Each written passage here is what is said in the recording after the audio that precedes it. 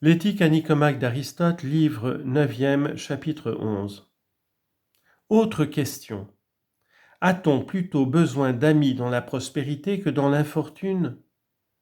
On les recherche dans les deux cas.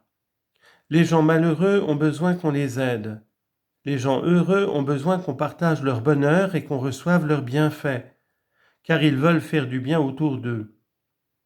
Les amis sont certainement plus nécessaires dans le malheur, et c'est alors qu'il faut avoir des amis utiles. Mais il est plus noble d'en avoir dans la fortune.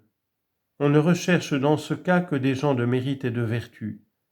Et il vaut mieux à choisir faire du bien à des personnes de cet ordre et passer sa vie avec elles.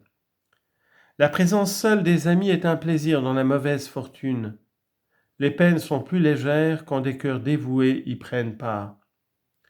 Aussi pourrait-on se demander si notre soulagement vient de ce qu'il nous ôte en quelque sorte une partie du fardeau, ou bien si sans diminuer en rien le poids qui nous accable, leur présence qui nous charme, et la pensée qu'ils partagent nos douleurs atténue notre peine.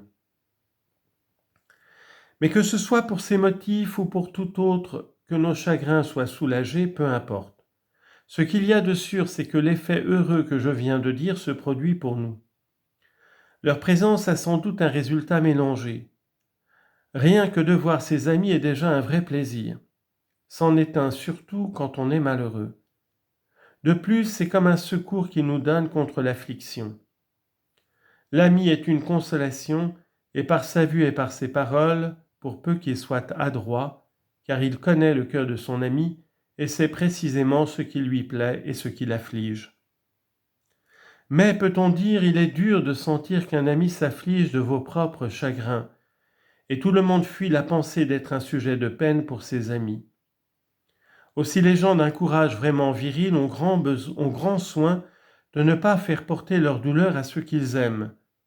Et à moins qu'on ne soit complètement insensible soi-même, on ne supporte pas aisément la pensée de leur faire du chagrin. Un homme de cœur ne souffre jamais que ses amis pleurent avec lui, parce que lui-même n'est pas disposé à pleurer. Il n'y a que les femmelettes et les hommes de leur caractère qui se plaisent à voir mêler des larmes aux leurs et qui aiment les gens à la fois parce qu'ils sont leurs amis et parce qu'ils gémissent avec eux. Or, il est évident qu'en toutes circonstances, c'est le plus noble exemple qu'il nous faut imiter. Mais quand on est dans la prospérité, la présence des amis nous plaît doublement.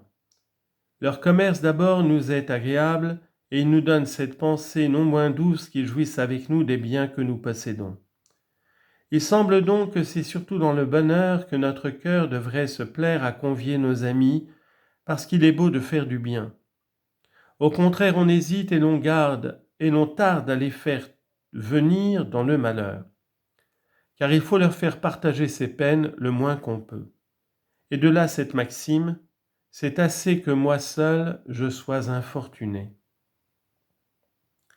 Il ne faut vraiment les appeler que quand, avec fort peu d'embarras pour eux-mêmes, ils peuvent nous rendre un grand service.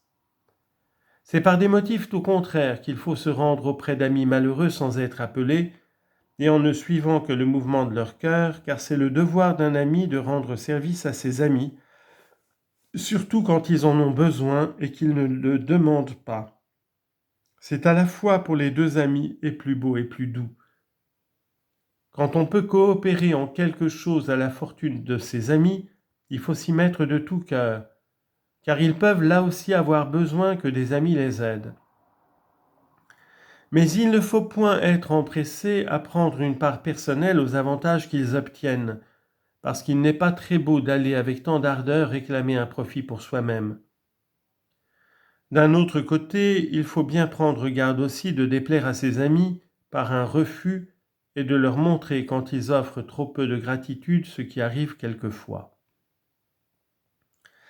Ainsi donc, en résumé, la présence des amis paraît une chose désirable dans toutes les circonstances de la vie, quelles qu'elles soient.